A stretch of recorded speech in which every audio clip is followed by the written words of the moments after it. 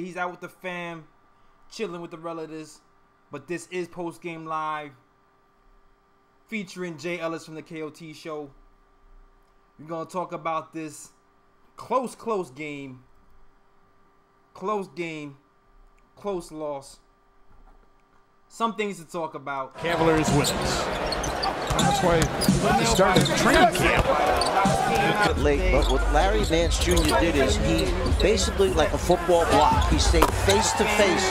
Stauskas gets his first Cavalier hoop. Yeah, deep in the queue. Here comes Smith to the hole. Heck of a move because recent 31-point game against Detroit, 68-54. Nance out high, sticks that three ball. Playing the game, the passing, the dribbling, everything he's doing is changing the way the Cavaliers look. They came in number 6 in protecting the ball. Smith created a little room and hit it. I would have stopped and shot a foul shot. Jump at the foul line.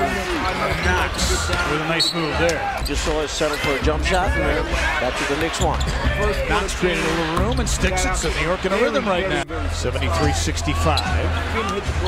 Allen trying to get to the rim, does so too easily. Block that shot, not wave as he goes by. Sexton pulls the trigger and buries it for 3. Confidence on their side, and the two rookies battling. Allen doesn't hesitate, sticks it. 2.5 to go in this third quarter. Clarkson dribbles into one and sticks it for 3. And the Knicks' philosophy, you know, Porzingis said, "I'm not coming back, so you better do something about that." Again, and go through the contact. No look feed to John Jenkins, who just checked in, signed it.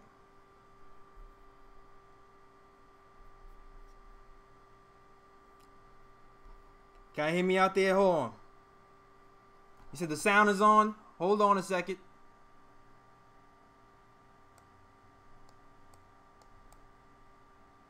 The second half is when things really got interesting.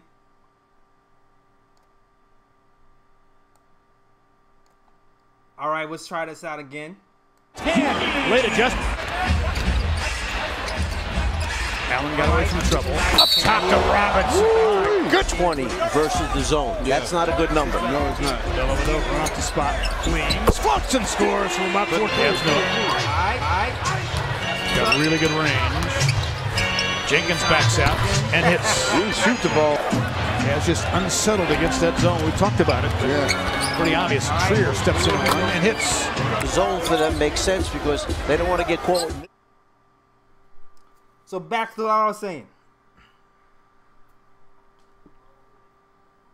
Second half has really got interesting, right? Second half is what really got interesting. Second half comes up, and we were scrapping.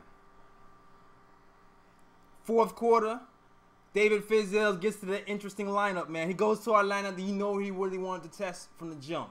In the beginning of the season, David Fizdale always had this crazy dream lineup where he wanted all long, all lanky guys on the squad at the same time so he can switch everything. The tank lineup, as some use it. So let me shout out Luke Cornett, man, because Luke Cornett came in this game ice cold. He was having a great season in general, man. He came out from the G League. He played with the Knicks. And you know what? He was shooting threes. He was contributing to this team. And he's playing well. He was playing well until DeAndre Jordan came along. So we got to give it to Luke. Luke remained professional. He waited his turn. And when he got his time, he got his time. Now, that fourth corner lineup of Mitchell Robinson and Luke Cornett in the backcourt did some damage. It was also interesting to see that David Fizdale once again went to the zone. And it's crazy because, like, I was happy that the Knicks was kind of, you know, getting back into the game because you want to see growth. But it's like, dog, I really can't understand. Like, I don't find credence in, I don't find comfort in the zone being the thing that gets us back to the game. It shot the Cavs at first, and it got us back into the game, but we can't depend on the zone to get us into the game time after time after time. But long story short, Luke Cornett hits a huge three, almost wins us the game. but came just a bit short. So shout out Luke Cornett, had a great game. Shout out to this guy, Kadeem Allen, man. Kadeem Allen coming out the G League. Dropping buckets. Finishing with 25 points. I like what I'm seeing for Kadeem Allen, man. Kadeem Allen is a baller. Kadeem Allen is going to make things very interesting because you know what? We still got Frank Ntilikina. And we still have Emmanuel Mudiay resting in the wings. But if it's keep what you kill, then you can't ignore this guy. You can't ignore this man, Kadeem, man. He's been very aggressive. Going to the hole, breaking down the defense, setting up teammates. And he's playing active defense. So you got to love it. And he's putting up shots, too. He's putting up shots. 16 shots today. Putting them up. Kadeem is balling, man. You can't deny this kid. G League guy. He was with the Celtics, had that pedigree as a defender. Came to the Knicks. Point guards are short, and he's turning it on, man. You got to give it up. Fizdale's going to have some tough decisions when it comes down to playing time after All-Star break. Because Frank is supposed to come back after All-Star break, and Mudiay after that as well. As Parker says, he feels like Luke missed the 3 by request. That's funny. Yeah, man, Kadeem got the dog in him, man. It's funny because it seemed like Kadeem was a little hesitant in the beginning of the season. Like he didn't feel like, I didn't feel like offensively he might. I didn't feel like offensively he had it.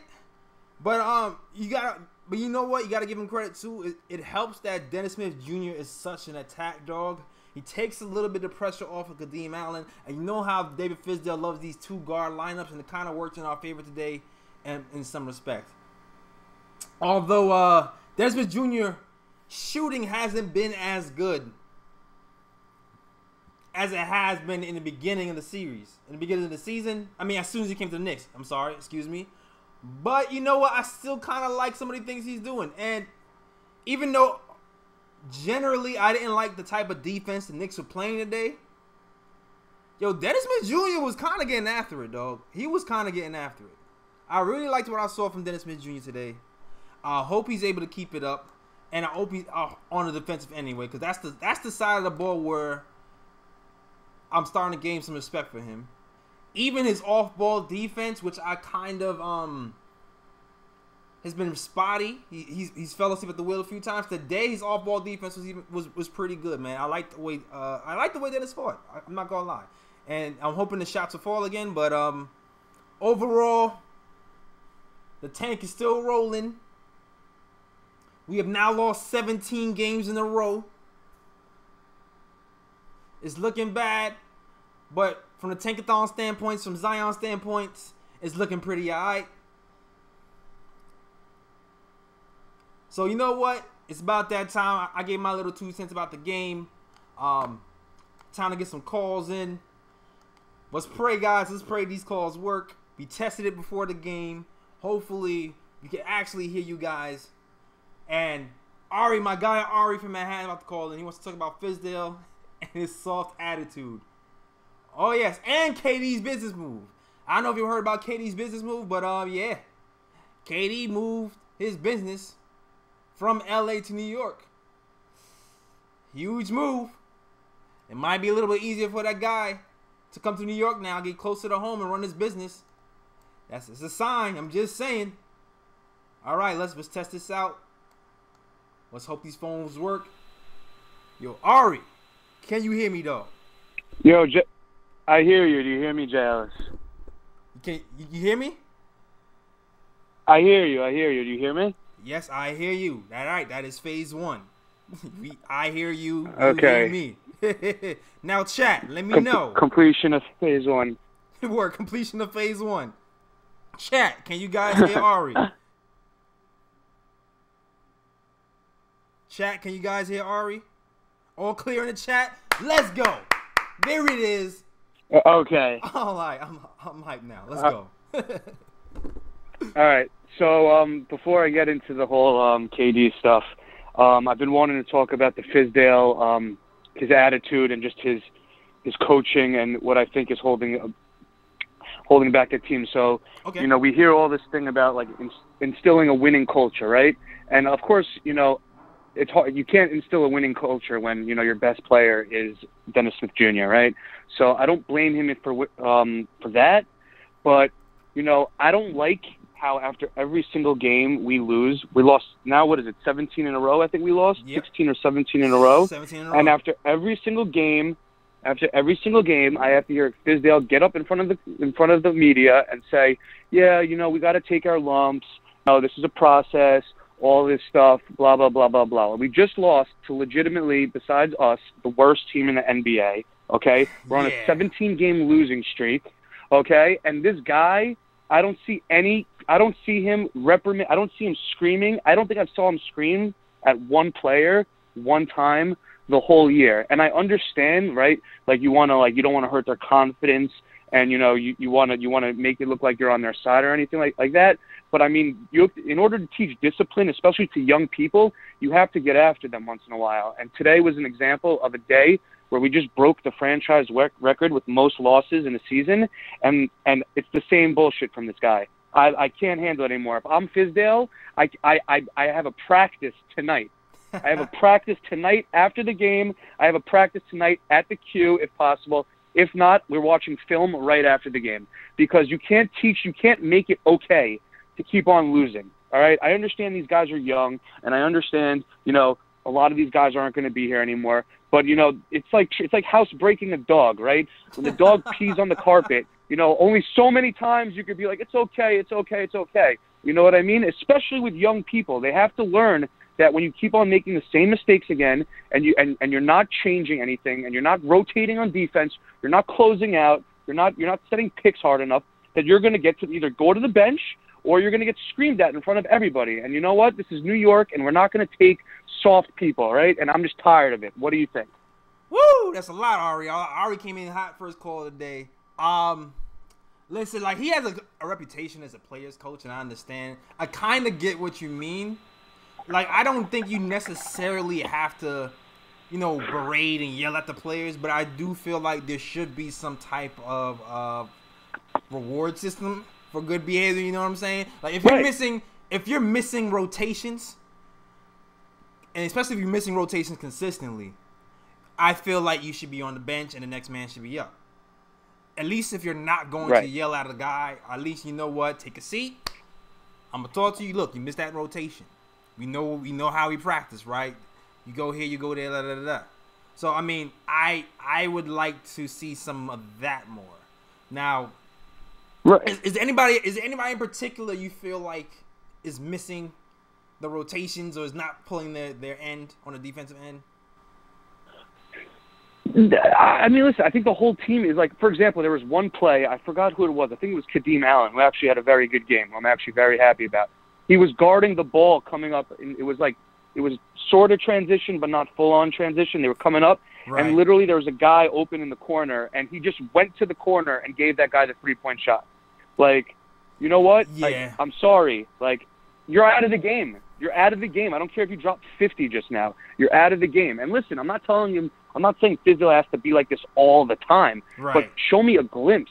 Show me, you know, you can't make it. You can't just have these guys be like, okay, we're tanking the season. It's about player development and all this stuff, and you know, and not be reprimanded for your mistakes. You know what I mean? You got to be held accountable, right? It doesn't matter who you are. You know? Yeah, I kind of feel you. It's like it's a thin line. It's a tightrope. Like, if a guy is not showing effort, which I'm always like that because I'm an effort guy. Like, if your guy is not showing effort, and the guy just walking up shooting a three, then I'm perturbed. This is why we wanted Tim Hardaway Jr. out of here in the first place. You know what I'm saying? So I definitely agree. Right. If you don't know your rotations, then it's like a learning thing. Then it's a little bit different, but it's a case by case basis. But I kind of understand what you're saying. Yeah, and it's not even on the defensive end of the ball, even on the offensive end of the ball. Like, Dennis Smith made a couple of terrible turnovers, right? Like, you know, if you don't want to take him out of the game, whatever. You know, these post-game press conferences, like, he's got to show some urgency to, you know, get this ship straight a little bit, right? We're not going to win a lot of games, but he's got to just at least show that he's trying to, like, you know, and this whole player development thing, whatever. I'm not even going to get into that because I want to get into the KD stuff, and I know you have a lot of calls. Yeah. But, you know, I just think he needs to. I think he needs to. I think now after 17 games of losing, I think now is the time to. Enough with the fun and games. Let's try a different method of discipline. I think maybe would work. But that's just my opinion. Okay. Now, moving forward to the last thing I want to talk about, and I'll talk about it quick. Obviously, I was talking in the chat with a bunch of people about how Kevin Durant moved his investment firm from Silicon Valley to New York City, right? And a lot of people are saying to me, they're like, yeah, but you know how many players have businesses in New York City? And yes, I agree. A lot of players do have businesses in New York City, but they aren't to the level that Kevin Durant's business is. And Kevin Durant lives in Silicon Valley. There's no reason, and he invests solely in technology companies. That's it. That's what their whole prospectus is as an investment firm, is on tech, and Silicon Valley is the tech capital of the world. He has no reason, especially now, before the end of the season, knowing how mad he gets, and how sensitive he is to these New York Knicks ties and stuff like that. Why would he do it now? Why would he do it now? Why would he move his thing 3,000 miles away? I'm with you, dog. I'm with you, dog. I'm like, normally I would say it's a coincidence, but there's too many coincidences, man. You can't have not 4, 5, 6, 7, 8, 9 coincidences in a row and not think something's not happening. Like, come on, dog. Like, all these things just happen to be happening at the same damn time. Like, we happen to know his business partner and his mentor and Royal Ivy, and like, come on, like. Right, exactly. And like, I'm thinking about the timeline of what happened. So Kristaps Porzingis gets traded.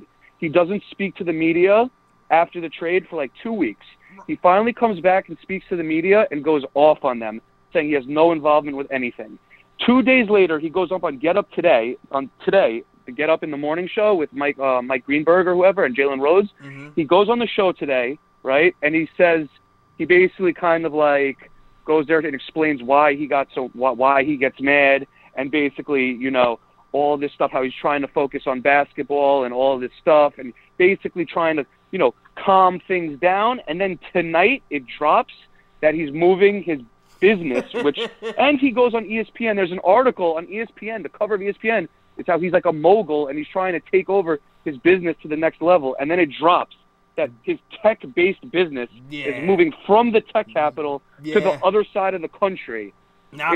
Listen, I'm not a detective, but I would just say it looks a little suspicious. So basically, I was telling the chat, I put down $500 in Vegas right now on Kevin Durant to the Knicks, and I told a couple of guys in the chat that were hating on me, being like, everybody has business in New York, all this stuff, that we're going to get drinks on July 1st, because honestly, right now, like, there's just no reason for him in the middle of the season, being how sensitive he is to the media and how hot the New York topic is, for him to move his entire business operations, which everyone knows is going to be like, is a big thing for him, to New York City. So, I don't know. Yeah. That's just what I have to say. I agree with you, man. Yeah. I'm on a train. Thanks for your call, Ari. Thanks for holding us down, man. No problem. Yeah, man.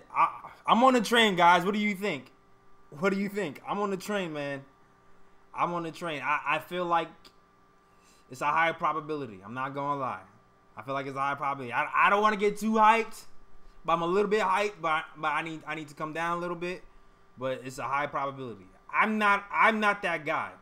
And I'm usually not that guy that LeBron's going to come and all these big free. I'm not usually that guy. I'm the one who's like, nah, I don't see it. Like, I can actually see this happening. That's a fact. But next caller up, you got Q from Brooklyn. He wants to talk about the Knicks draft position. Shout out to Q. All right, my guy from Brooklyn, represent. I'm going to switch you over right now. Yo, Q, you are live. Post-game live. Jay Ella takeover. What's going on, man? Yo, what's good, Jay Ellis? Yo, what's going on? What's going on, Brooklyn brethren? Nothing, my man. Nothing, brethren. Doing good, man. I'm like, man, you kick CP off and you got the takeover going, man. Yeah, I love man. It's dope. I got you. Man, he's in the closet somewhere tied up. But, I'll let him out tomorrow. You know what I'm saying? He could take over tomorrow. Hey, it's all good. It's all good. You're just getting your solo album pumping. You know what I mean? It's just a solo event. It's a solo dolo. So it's all good. It's going to go platinum. You got it. It's going to go platinum. I'm glad I got some of your support, man. I'm glad I got your support, Q. Nah, man, we gotta support Brooklyn, man, but That's a fact. not the Nets. No. Not the Nets. That's Jersey, technically. I don't recognize we gotta support. It's BK all day, man. Words. So, yo, man, this is one on it, man. I'm watching this game, and I'm like, yo, this is the most terrible basketball I've seen, man. It's like two high school teams going at it. Oh, yeah. And then, Coach Cheese in the chat reminded me that, a couple of people in the chat, one of the guys reminded me, like, yo, man, half of the players are in high school anyway. You know what I mean? They high school players. Oh, yeah. But still, at the same time, there's no excuse. Stay in the NBA, man. They in the NBA. They had over 47 games to play, man, and it was horrible basketball. But at the same time, the point I wanted to make is, we got twofold. With KD doing what he's doing, man, he's just making everybody just unravel, man. The train is starting to choo up, and that's just I don't need that pressure, man. I don't want to think every day like KD's coming. I don't want to think that, man. I just want to focus on the draft, man. And this that's fine, dog. It's tough. It's fine. You don't have to. You don't have. Yeah, I can think it for you. You know what I'm saying? Okay. You don't have to worry your head about that. I can think it for you. Hey, you take all that pressure. Yeah. You take it all, J. Ellis, because I can't do it, man. I can't do it. It's death defying. But looking at Zion yesterday, man, it was bananas, man. Looking at how that guy just, when people say, oh, this guy's not going to be good, this guy not going to be this. But if you're looking at the spacing in the NBA with a guy like that, it's ridiculous. You can't tell me this kid is not going to do what, players do. And if you look at the drafts, look at the drafts. Right. If we don't get a top 3 pick, we're not going to be right. We're not going to have a game-changing player. Because you look at Kadeem Allen. Love his game. Yeah, but Moutier was kind of doing that, in a way. Yeah. In a way. I'm not saying he's doing what Kadeem Allen's doing. I don't know, man. But, but we had hype train on Moutier for a little bit. We did. You know what I mean? Even though I never was a believer in Moutier. You know what I mean? I never believed in him. But are they going to be able to, take Kadeem Allen? And we already know Frank is in a sunken place. But are we going to be able to take Kadeem Allen and keep him and grow him? You know what I mean? That remains I don't to be want seen. a guy. But that's the deal. If we get, let's say we get Zion, right? Right. We're starting a new leaf with the Knicks. Look at the draft picks. Mario had a ferocious dunk. It took him like 4 years to make a move like that. These draft picks don't pan out. Anything after 5 doesn't usually pan out. Donovan Mitchell, that's an anomaly. You know what I mean? You're not going to get a guy like that. But we got to get a draft pick that has to be in the top 3. If we don't, then we're pretty much we're going to have the same year next year. Well, listen, man. Unless, I'm on the Perry channel, and Perry I trust. I like his draft acumen, man. I feel like he did a great job in the draft this season. I'm hoping Knox kind of pans out. Mitchell Robinson in particular seems like he's a big find for us, man. You see what he's doing out here. Yeah, Mitch is it. Yeah, and he's like a second-round guy. So it's like, I don't know, man. I like these guys. I like how these guys draft, man. So I'm not going to say that if we don't draft under 5, over 5 is going to be a bust. Now, I will say that it might take longer for some of these picks to adjust and develop later on. Yeah, that's what I'm saying. Look at the what's the name we brought up? Justin, is it Just? What's the name? Number 30 that was playing today. We brought him up. It took him a while. He got drafted out of Atlanta. Yeah, John Jenkins. John Jenkins. Yeah, he got drafted out of Atlanta. So look how long it takes these guys. Jay Ellis, I can't wait 5 years. I can't wait 5 years. You know what I mean? It's like I know you can handle the pressure, but I can't, man. 5 years. You know, I don't need – I love that Mitchell Robinson is doing this thing, Mitchell Blockerson. You know what I mean? And I love that that's happened. Trier, we were hype about, but Trier's such a one-trick pony. He can go either way. You know what I mean? Yeah, I like Kadeem Allen. He's solid, but these draft picks don't pan out. You gotta wait, and you know, like I know, New York doesn't wait for nobody. I mean, so that I feel you. I mean, and yeah, thanks for the call, Q. I feel you though. No doubt, Jay Ellis. All right, yeah, I feel you. Like New York doesn't wait for nobody, but you know what? These guys, Perry and Mills, they said they was going to wait. They said they're going to do it slow and right. So we'll see if they actually keep to their word. They also said they was going to get some, they'll figure they could get some free agent stars here as well. So it's going to really be hard to kind of toe the line of developing these developing the youth and keeping our big free agent stars happy, because both of those things kind of counteract each other. So if we have KD here, there's going to be some more veterans coming here in this place. So you figured some of these young guys are going to have to go. And some of these young guys we're going to keep and develop. And it's going to be up to Perry and Mills to actually decide what we're going to do with who. Like, who's going to stay, who's going to go. But I do agree with you that it's going to take time for these young guys to develop. But the trick is, too, if we keep in all our picks, then hopefully we catch lightning in the bottle with some of these guys. And if you keep getting high draft picks like the picks we got from Dallas, hopefully one of those guys turn out to be something special. That's what we're hoping right now. And definitely this year, I'm hoping this pick turns out to be something special. All right. Next caller, I'm going to go to Will from LI. He wants to talk about how this was a good loss for the draft. I already know where this is going. Will from LI. I'm switching over. All right, Will. He moved it. It's not like he opened front up. Yo, what up, Will? You hear me? What up, yeah, Will? I can hear you. What up, Jay Ellis? Yo, what's good, man? You the live, man? Captain now?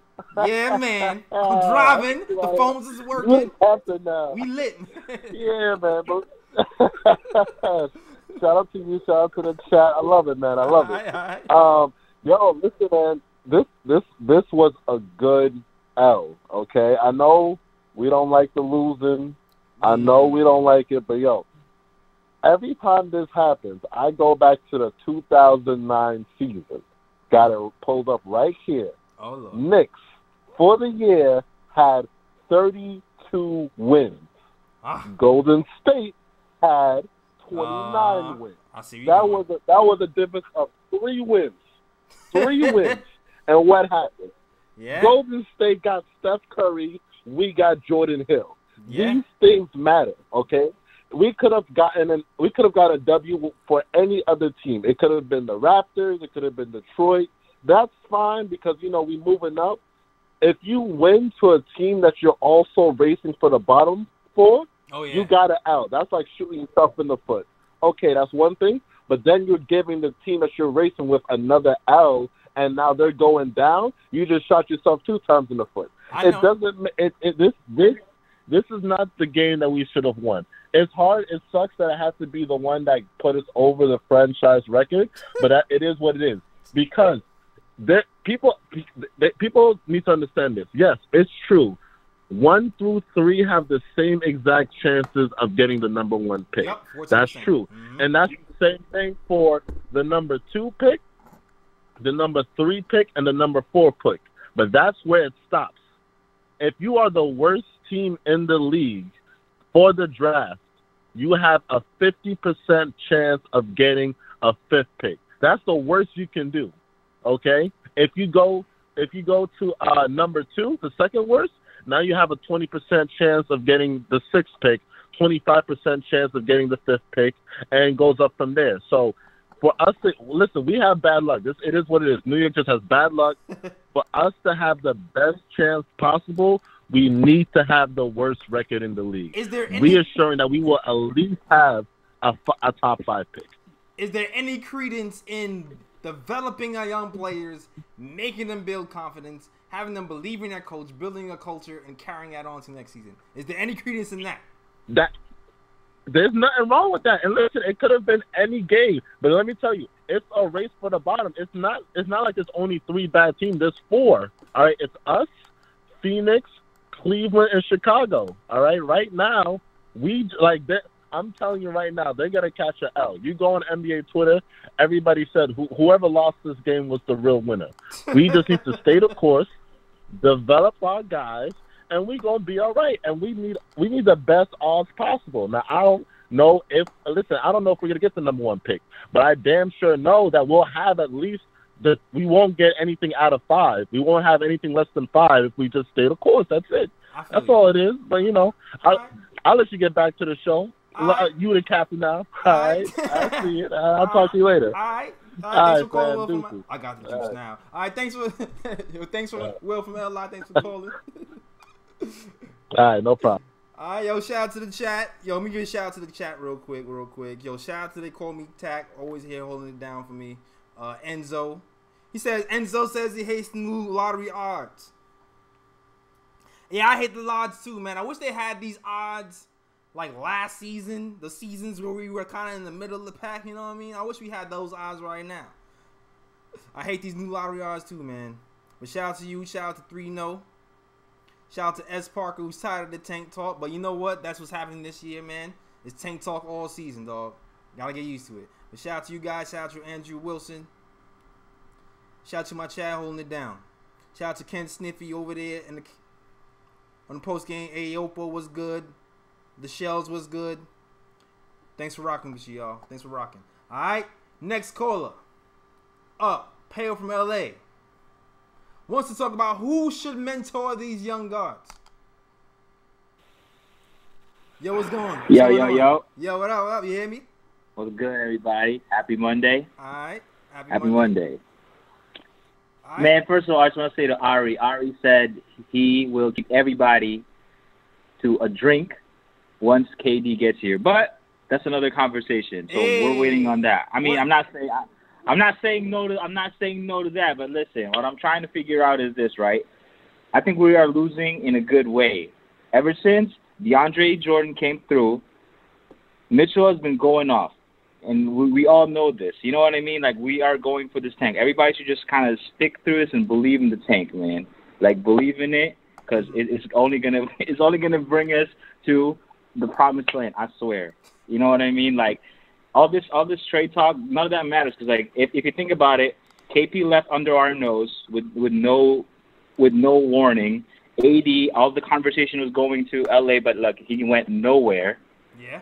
Right. All of these trade talks, we just gotta wait until the announcement actually comes, because otherwise we're just worrying about nothing. But what I do want to know is, JL, is who do you think can come through and help mentor our guards now? Because now we got somebody to mentor our bigs, right? Who do you think can step up and teach Frank, teach Kadeem, teach DSJ? Who do you think could come through and help raise them up so that they can be on a different level starting, before the end of the season and to next year? Love the show, man. Keep it up. Keep doing your thing. All right, thanks, man.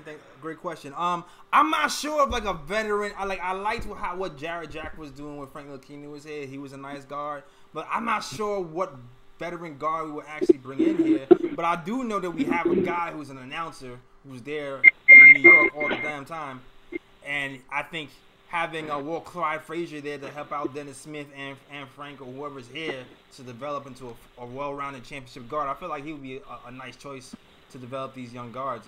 Personally, I would say that.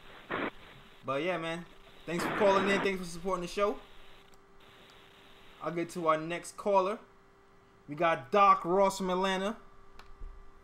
It's all tank talk today, man. It's all tank talk. It was a big loss for us, or win, however you want to see it. He wants to talk about the tank. Yo, up, Jay Ellis, what's up, man? What's good, man? What's good? Hey, I need to remind everybody in the chat and all these Knicks fans, I need to remind y'all, right? Back in the day, I used to be a huge Wake Forest fan, besides Georgetown, because Patrick Ewing came from Georgetown. Right. And I remember the year that the Spurs tanked to get Timmy. The Spurs weren't a bad team. They tanked. So I'm looking at this game today, and I'm basically paying attention to Hezonja, basically, how he's been transitioning. I can't even call him, Luigi no more, right? I'm like, okay, they showing signs. Yeah. So then I started thinking, like, Yeah, so then you know, like my boy calls me up like, yo, they suck, and I'm just reminded to everybody like, yo, it's a tank. Like Timmy said at the press conference for Dallas, he said, they said, how'd you think about losing? He said, we all knew the plan and we were all on board, right? Yeah. I think those guys are underperforming. I mean, you can't say like, yeah, we suck this and everything. We're underperforming on purpose because if you think about that, Tim Duncan tank, right? The very next year they was in the playoffs. The very next year. So all I'm telling New York fans to do is, right, I've been a New York fan all my life. That's 40 years, dude, and we ain't win nothing, right? We finally get people here that's doing the process, right? And then everybody wants to like, oh man, we could have won that game.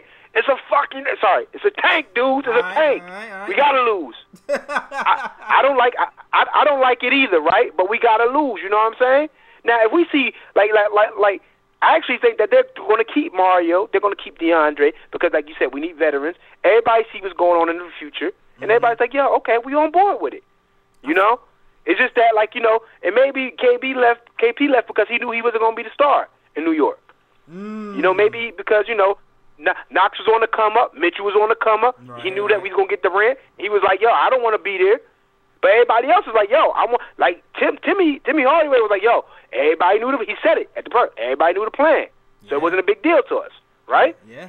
If everybody knows the plan, then we should start reading the signs and we should know the plans. You know what I'm saying? Yeah, I feel you. Instead of, like, you know, panicking. You know? Yeah. And we don't have bad luck. We got Patrick Ewing back in the day. We had good 90s and everything. We ain't have bad luck. We just ran to a guy named Jordan, who just, you know, happened to get the calls, some of the calls, and we had one bad play with Charles Smith. I mean, but, you know, we had a lot of good memories, and people, they starting to forget that. You know what I'm saying? And you just got to, like, these Knicks fans, they got to remember, you know, the process. You know what I'm saying? They doing it the right way. You know, you can't get mad at them for doing it the right way. You know? That's all I'm trying to say right there. I feel you, and thanks for calling, but I'm going to say this. I know we see it like that, but the players are trying, dog.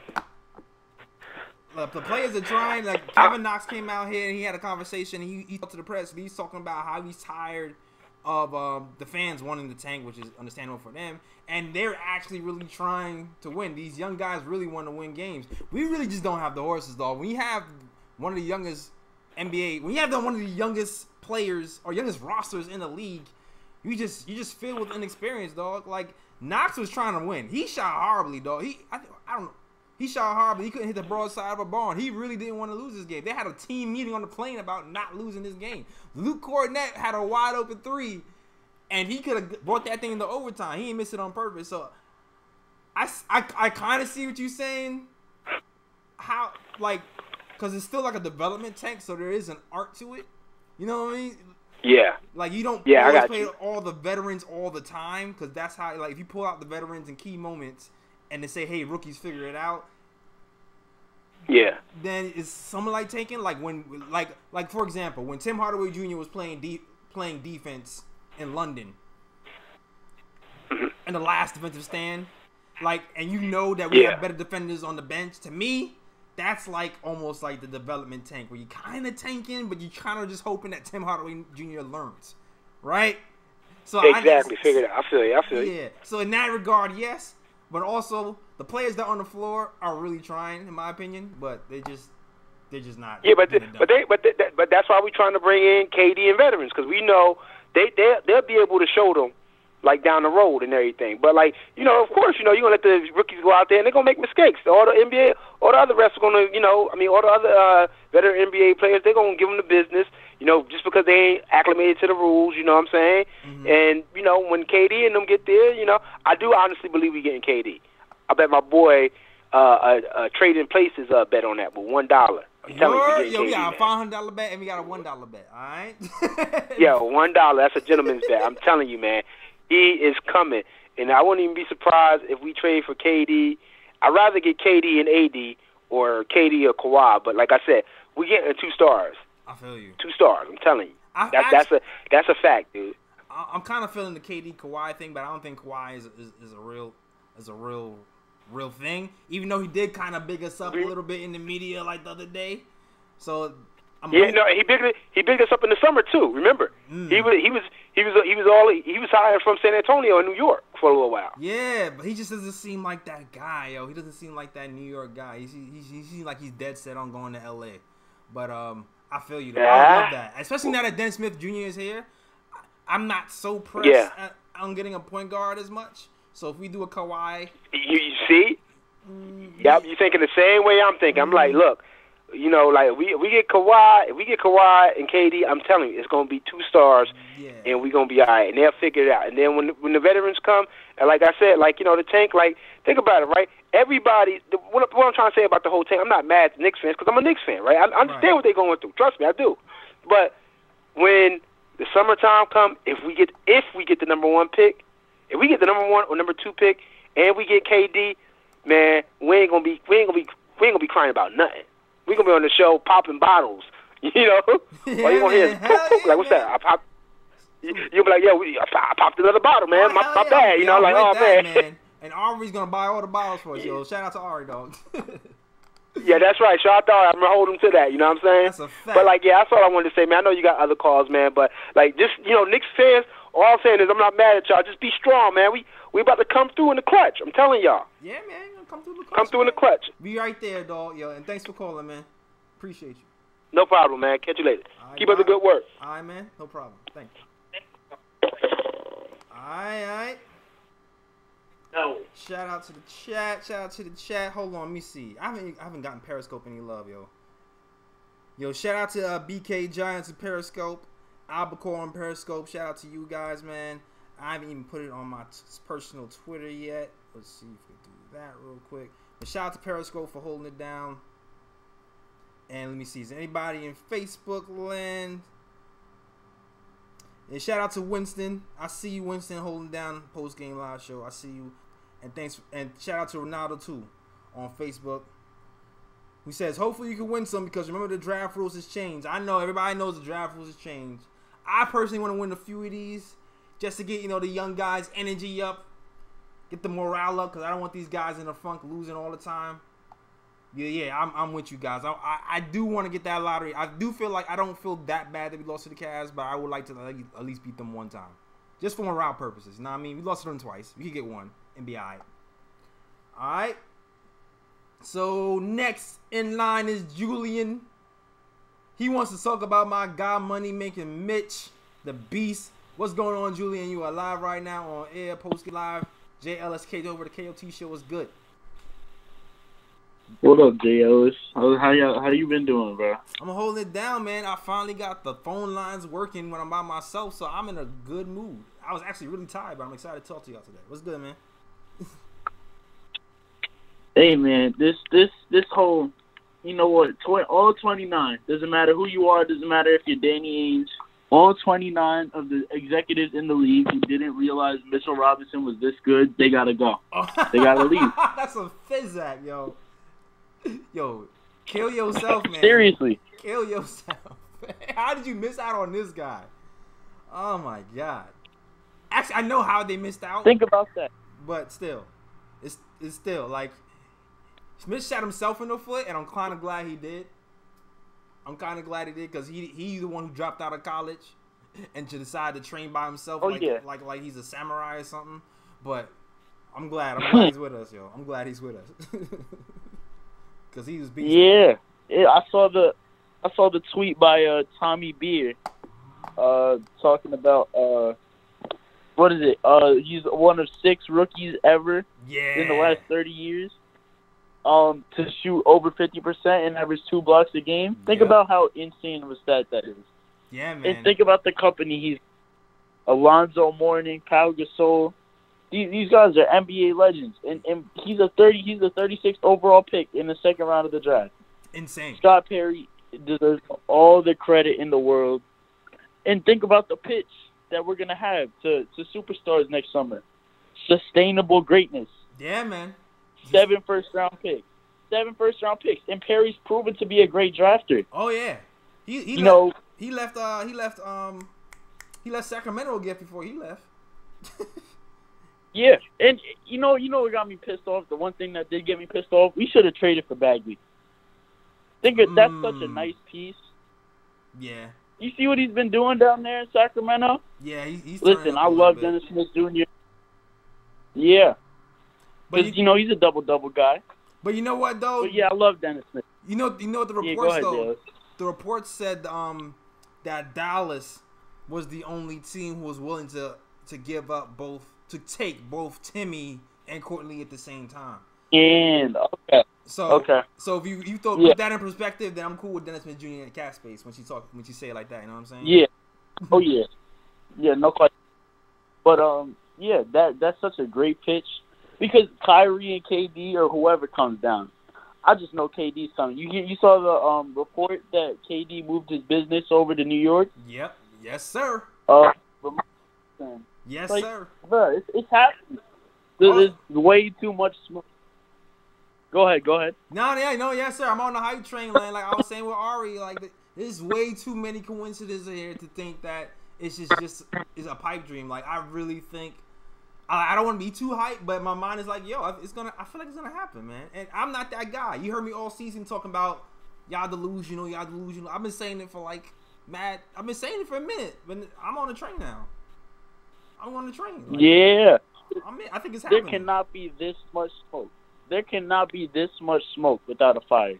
Exactly. When there's smoke, there's fire. All these net fans running their mouths, talking about, why would they not want to go to a playoff team? Blah blah blah. Who really wants to? No shade at Brooklyn, but who really wants to go to Brooklyn when you can live on the streets of Manhattan? Come on now, Jay. I'm just saying. I'm like, it's kind of crazy. I kind of feel bad because like even with as good as Brooklyn is playing, they still have the lowest attendance in the league, which is kind of crazy. It's terrible. Like you have the biggest market in the world, and you're still irrelevant when you're a playoff team. That's insane. This is not the big ticket, Jay Ellis. That's insane. And Rich Kleiman, KD's manager, hopefully he gets enough money so he can buy the team from James Dolan. And we can have a competent owner on top of everything else. Oh, yeah. Think about how great that's going to be. Oh, my God. I'll be so happy if that happened. I'll be so happy because I already know Oak is coming back to the Garden if that happens. Next day, Oak is coming back to the Garden. I'll be hyped. Fan cams and everything for the Nick of Time show. All right, Jay Ellis. All right, yo. Y'all later. All right, yo. Thanks for calling, Julian. Thanks for calling. Yep. All right. Shout out to that guy, long time listener. He calls every show, damn near. I think I went through all these callers. All I got left, I got Omar from Manhattan. He wants to talk about free agency and the direction of the team. Probably some more KD talk. What's going on, Omar? You're live on the air. The KOT Takeover featuring Jay Ellis. What's up, Jay Ellis? How's it going? What's going on? It's been a minute since I called in. I haven't called since the KP trade. And first off, anybody who's still complaining about the KP trade, it seems like most people are now, pro trading KP. Just think of it like this. Can you imagine if the Knicks were the ones who traded their lottery pick from last year, okay, for a guy who has a torn ACL, hasn't played in a year, is due up for a new contract that we're not even sure he wants to sign, and we took back, Tim Hardaway Jr.'s contract, Courtney Lee's contract, people would be killing the Knicks if they were the ones who made that trade. Oh, hell yeah. Right? It's such a double standard. I can't believe it. Yo, it's the reputation. People get the fuck out of here with this nonsense. All right, watch the French. Watch the French. It just I'm sorry, my fault. All right, cool. The truth is that I think really fans get caught up. They have too much of an emotional attachment to their own players, where they don't actually have a real gauge of what's equivalent value with another team. Because if it really was the reverse, I think people would be up in arms, like a classic Knicks move. Take a guy who hasn't played in a year. We're not even sure if he'll be healthy, and we take 2 bad contracts out, and we have to give away 3 big assets like our first round picks and Dennis Smith Jr. Yeah, I just think that we got to give props, because honestly, that just shows big stones from Steve Mills and Scott Perry, because you know what, they made the move that's not popular, but it could really turn out to be the most pivotal thing in the team's history if you really think about it. And this KD stuff, I know. Okay, go ahead. Yeah, go ahead. No, I'm saying I completely agree with you, man. Like I could agree, like they were closer to the situation from the jump, so they can feel the energy from KP, and they definitely do have big stones. And I really knew they had big stones is when I read, I think last week, that they gave KP the Embiid contract option, and they turned it down, which is like, we'll sign you, but we're gonna protect ourselves. We're gonna have injury provisions there. So we're not just gonna give. Yeah, I think that. Go ahead. You're right, and I think that's part of the story that hasn't unfolded because they weren't gonna sign him, obviously, until the off season because of how like the cap makes out. Like if you sign him a year before, then his cap hold would be $27 million instead of $17 million. So I think the fact that they made him wait, plus the fact that they were making him wait for a contract that wasn't fully guaranteed, kind of bothered him. Because remember, Embiid got the contract, before, he hit his restricted free agency. So with the Knicks, the fact they were going to make him wait to the summer of 2019 and all they were going to offer him was that Embiid type of deal, I think really bothered him. Yeah. But you know what? Listen, it's all in the past. Got to move forward. And with this KD stuff, that like you were saying about, moving the office to New York, like this is not a coincidence. Like he lives in San Francisco right now. Why would somebody be opening an office 3,000 miles away from where they live? Saying the same thing, man. When there's smoke, there's fire, dog. Right? When there's smoke, there's fire. Yeah. So I mean, I'm not saying it's 100%, but it's there. And you know what? Knicks got to really close this deal. Like, it looks like it's there. Just can't mess it up from now till then. Fingers crossed. You never know. You never know. You know what I mean? Like there have been stories that the Knicks were going to sign that were LeBron and Wade were coming here, and then that whole free agency pitch when D'Antoni, wheeled in Walsh, like just kind of shook them both. So you never know. You got to close the deal. So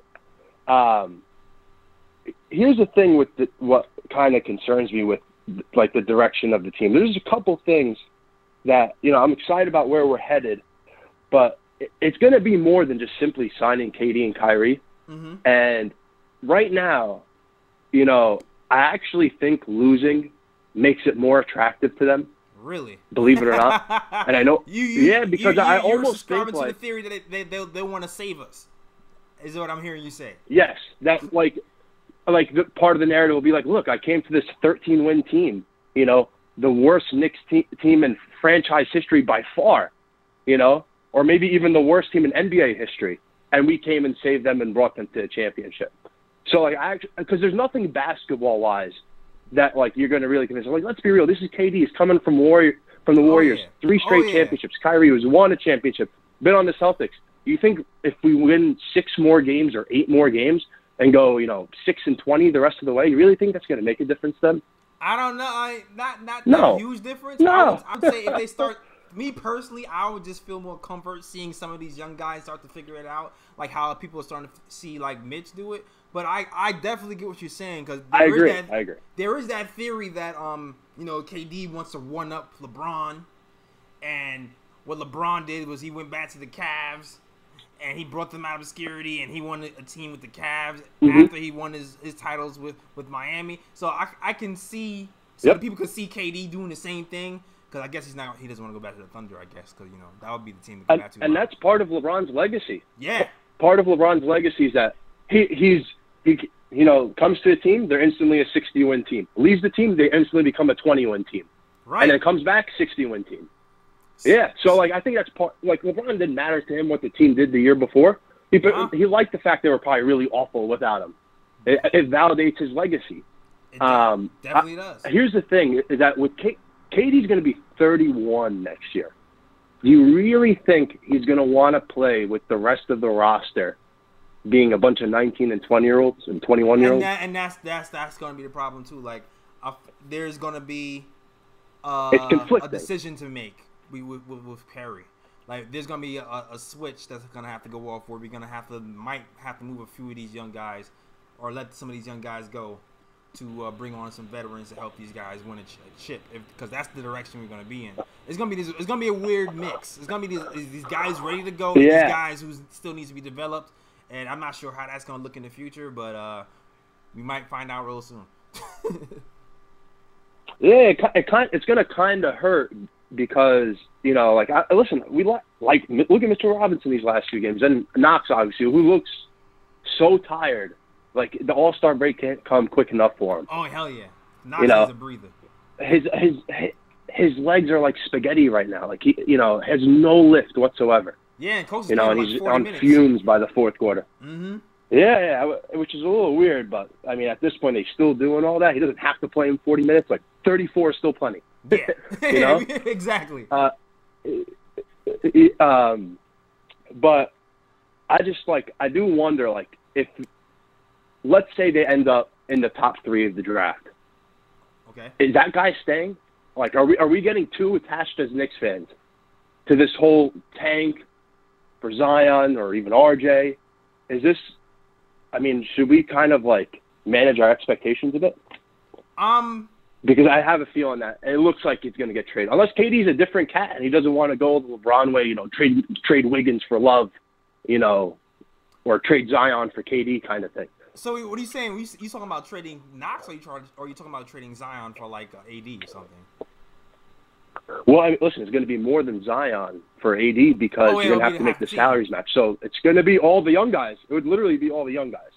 Listen, man, I've been on the fence with that since that rumor has come out, because, like you said, we've had guys here where we wait for them to pan out, and sometimes they do. Mm-hmm. Most of the times they don't. So to me, having AD here, a surefire top 5 guy in the NBA, yeah. I can't wholeheartedly dismiss it and say I wouldn't do it. To be honest with you, I would try to keep some depth, but I'm not even sure it's going to get it done for the Lakers. I don't know. I feel like Pelicans want to play hardball, or maybe they just hate the Lakers that much. I've thought of. That's the thing. I think that's working in our favor, that they don't want to send him to the Lakers. You know, I've thought about it like this. You know, like, sometimes, like, they're just tough pills to swallow, and if it means getting KD, we have to trade that pick for, you know, another top 5 guy, Anthony Davis. I think you just have to do it. It sucks, you know, but if it means, you know, if it's hold the pick and we don't get KD, like, I don't know if we can actually really stomach that. You know what I mean? If he's like that close, like right at our fingertips. Yeah, and we don't get KD, and then we just. So you feel like if we don't get KD, you would still trade for AD? No. Then that's a different story. Like, if it hinges on getting Kevin Durant, then I would trade the pick for another star.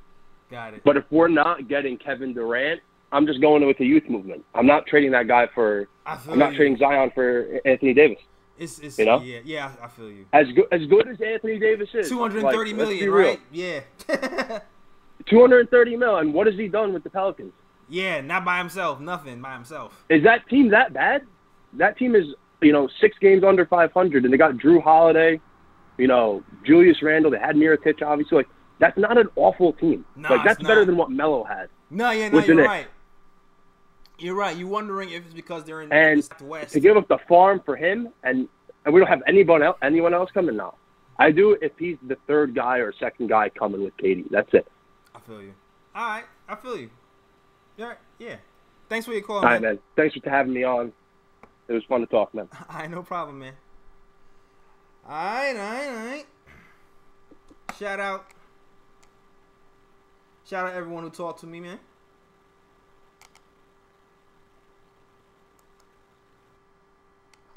Shout out to the chat. Yo, shout out to CP, man. I know I'm joking about the KOT takeover and all that jazz and whatnot. But shout out to CP.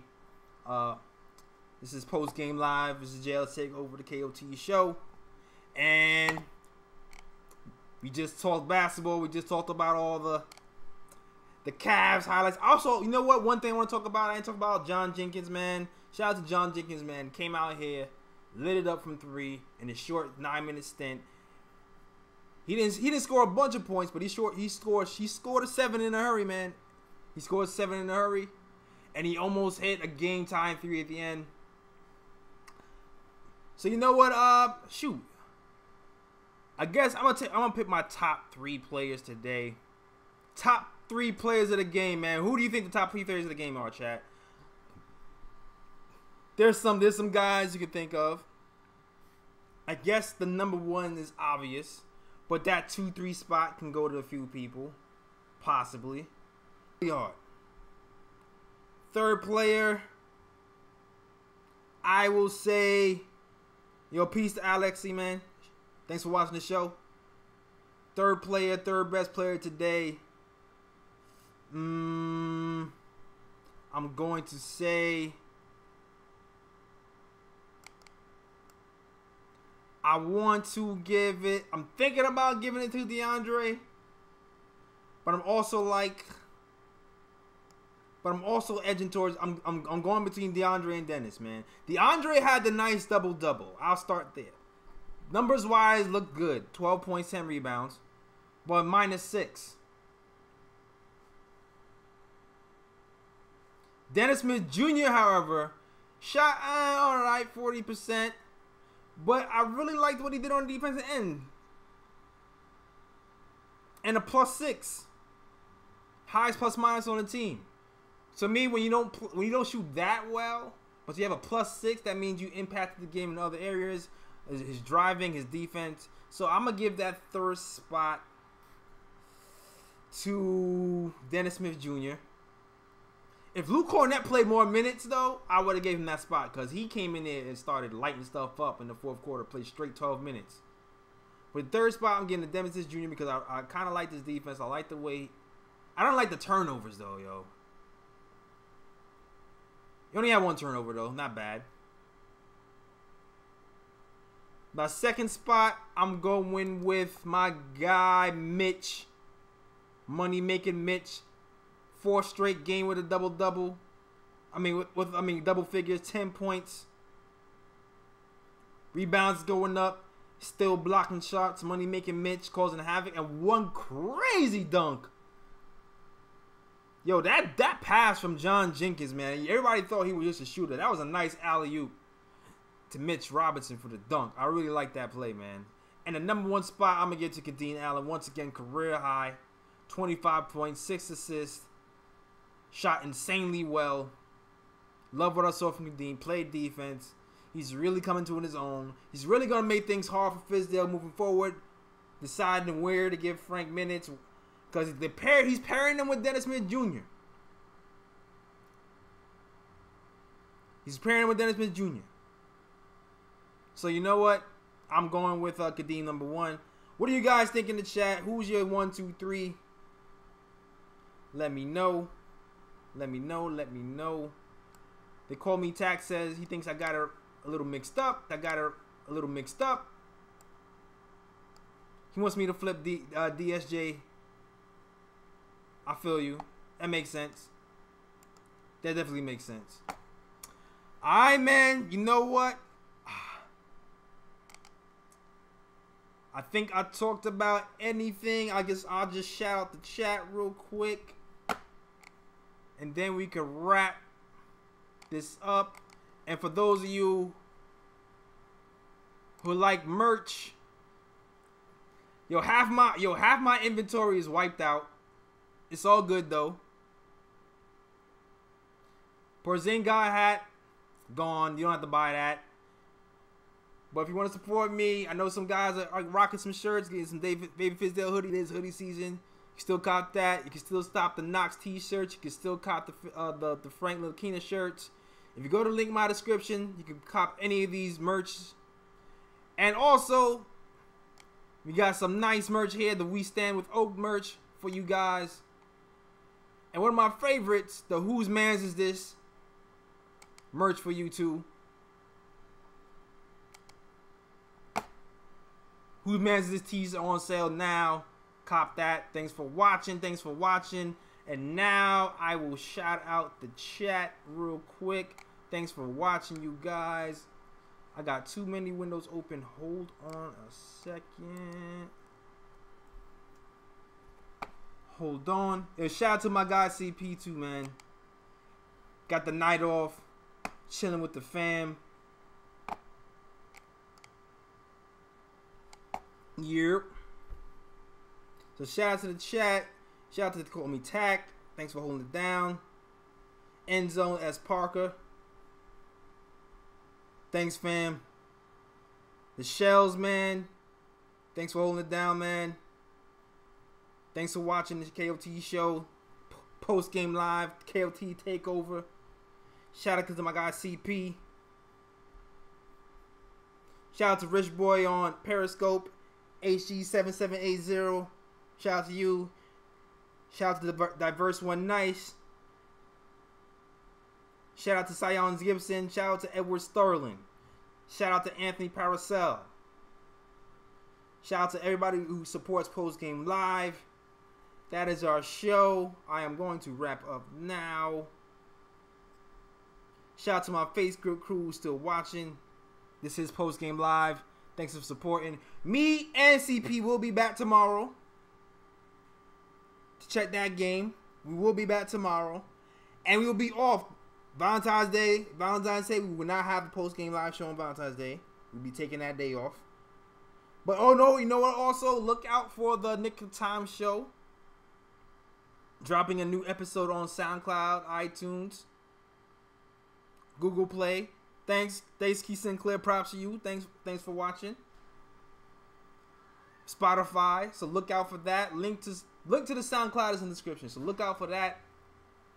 Also, the YouTube version of the show will be on YouTube within 2 days. So look out for the Nick of Time show. And my peoples, Ryan G, Kathy. Edson won't be on the next show, but he's in there in spirit.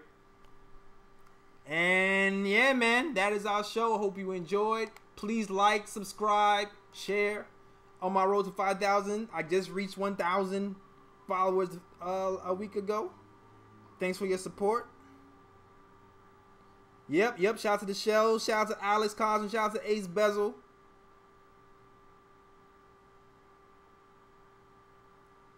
Definitely look out for the shows. My personal podcast, My Baby, drops every Tuesday. So look out for that. That is it. Take care. Peace.